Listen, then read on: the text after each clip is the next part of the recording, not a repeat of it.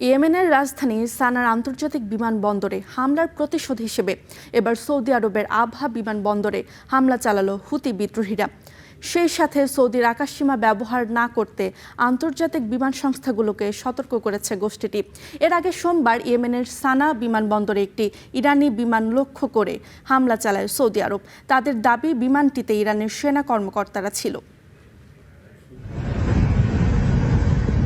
সোমবার হঠাৎ করেই ক্ষেপণাস্ত্র ও ড্রোন হামলা সৌদি আরবের আবা বিমানবন্দরে। এ সময় দিকবিদিক ছুটতে থাকে সাধারণ মানুষ। ইয়েমেনের সশস্ত্র গোষ্ঠী হুতির দাবি, সানার বিমানবন্দরে সৌদি হামলার জবাবে তারা এই হামলা চালিয়েছে। সানা বিমানবন্দরে সৌদি অবরোধ প্রত্যাহার না হওয়া পর্যন্ত পাল্টা অবরোধের ঘোষণা দিয়েছে হুতি।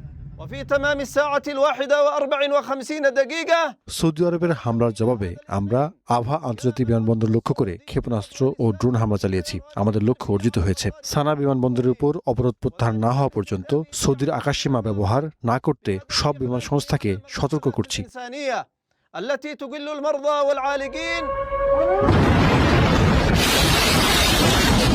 এর আগে ইয়েমেনের সানা আন্তর্জাতিক বিমানবন্দরে একাধিক হামলা হয়।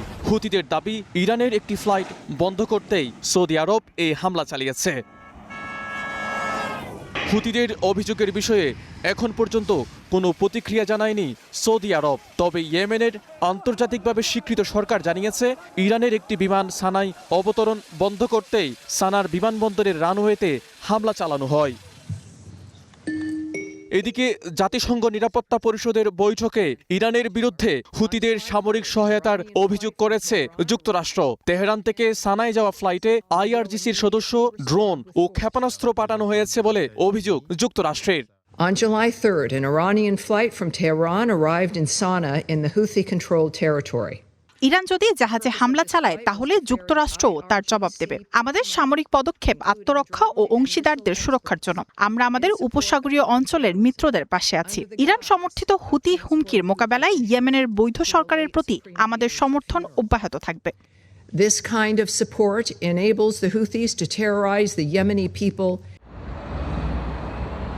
তবে ফ্লাইটটি মানবিক সহায়তার অংশ ছিল উল্লেখ করে সব পক্ষকে আলোচনার মাধ্যমে সংকট সমাধানের আহ্বান জানিয়েছে রাশিয়া। মাজিদ শাহরিয়ার, স্টার নিউজ।